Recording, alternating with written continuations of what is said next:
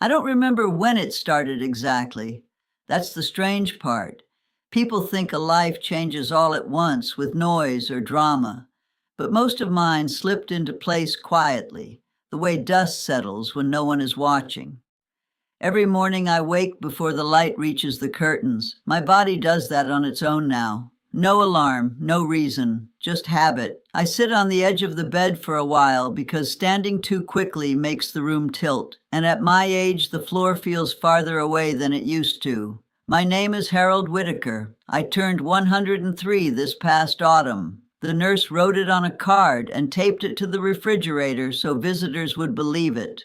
I suppose people need proof when someone lasts this long. They always ask me the same question when they notice the kitchen. Why only those foods? I tell them I'm not hungry for anything else. That usually ends the conversation, but it isn't the whole truth. It isn't even close. Every day I eat the same 4 things. Oatmeal in the morning, a boiled egg near noon, plain rice in the evening, and an apple before bed. No seasoning except a little salt. No sauces, no surprises. The doctor says my blood work looks cleaner than men half my age. He laughs when he says it, like I've discovered a secret. I haven't told him there's no secret, only memory.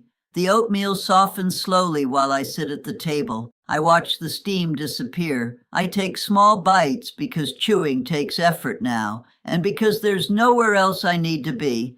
That still feels unusual to admit. For most of my life, mornings were loud. Shoes on hard wood, coffee spilling, someone asking where their keys were.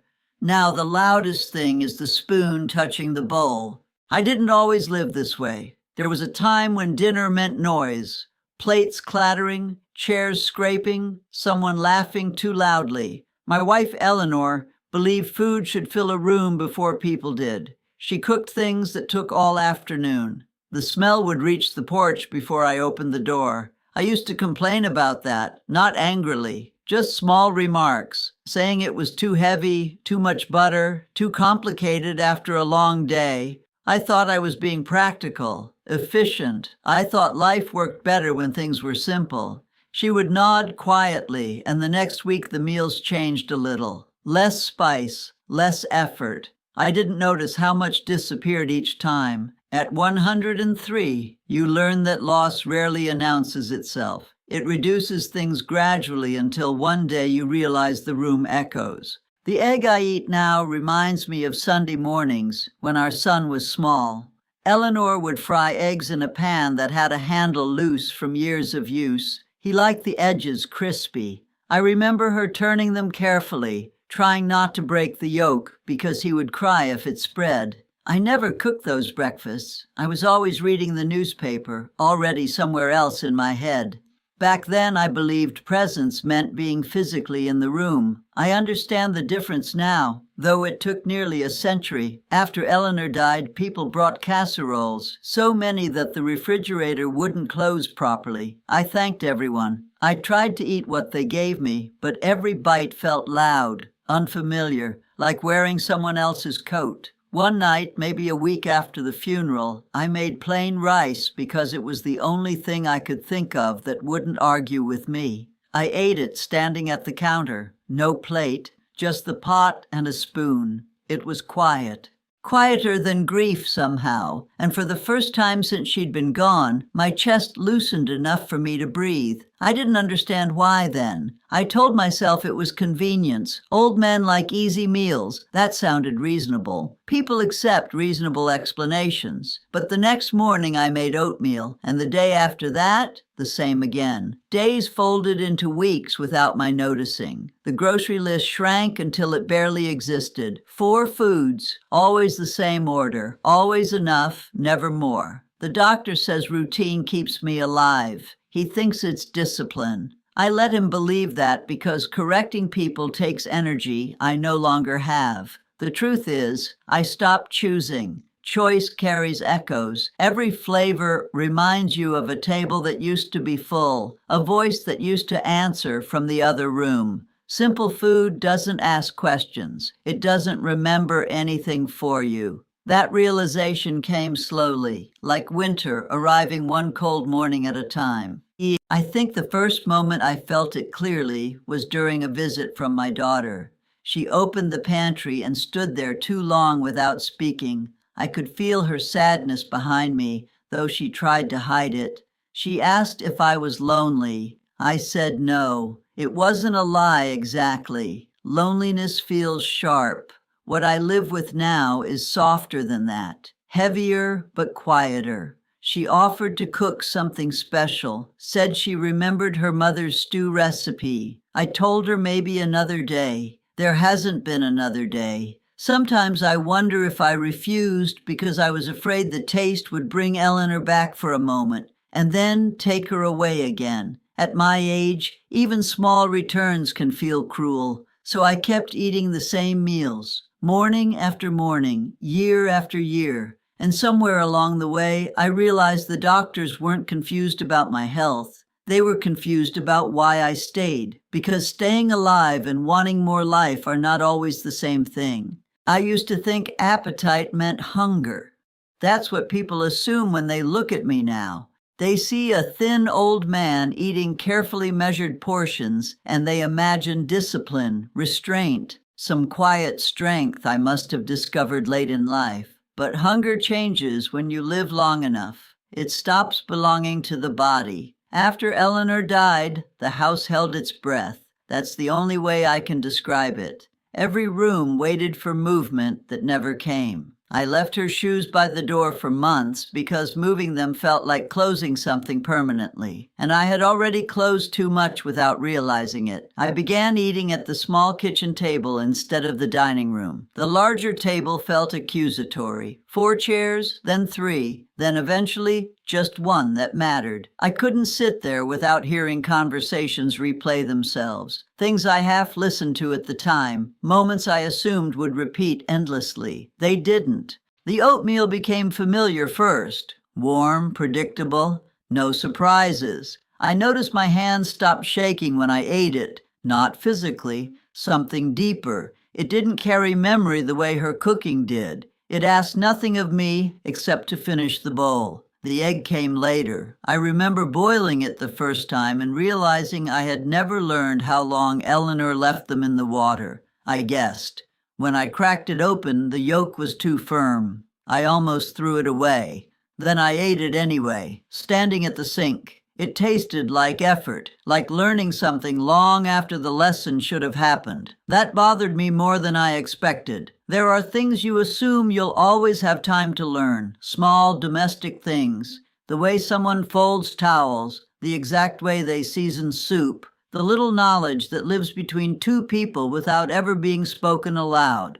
I lived beside her for 62 years and never learned the ordinary details of her days. That realization didn't arrive all at once. It came slowly, each time I reached for something and didn't know how she used to do it. People think regret is loud. Mine wasn't. It was quiet and repetitive, like eating the same meal again and again because it doesn't remind you of what you missed. My son visited once and brought takeout, spicy noodles, strong smells filling the kitchen. He said I needed variety, said it wasn't healthy to live so narrowly. I nodded. I even tried a bite. The flavor hit too fast. Garlic, pepper, something sweet underneath. And suddenly I was back at a table decades earlier. Eleanor laughing because I couldn't handle spice. Our daughter rolling her eyes. Someone knocking over a glass. For a moment, I felt warmth. Then it vanished. I pushed the container away and told him my stomach couldn't handle it. He looked disappointed, maybe worried. I didn't explain that it wasn't my stomach that hurt. After that, he stopped bringing food. People adjust to silence quicker than they expect. Time became measured differently, not by holidays or seasons, but by repetition. Bowl, egg, rice, apple, morning, noon, evening, night. I stopped noticing days passing. That frightened me at first. Then it comforted me. Routine dulls the edges of memory, and at some point I understood something I wish I had seen earlier, not as a lesson, just as a feeling that settled in my chest. All my life, I rushed through meals. I ate quickly so I could return to work, to responsibilities, to plans that always seemed urgent. Eleanor lingered at the table long after plates were empty. She said meals were the only time people truly arrived somewhere together. I used to smile politely and stand up anyway. Now I sit longer than the food lasts. Sometimes an hour, sometimes more. There is nowhere else waiting. The rice in the evening is the quietest part of the day. The light fades through the window, and I can almost imagine footsteps coming down the hallway.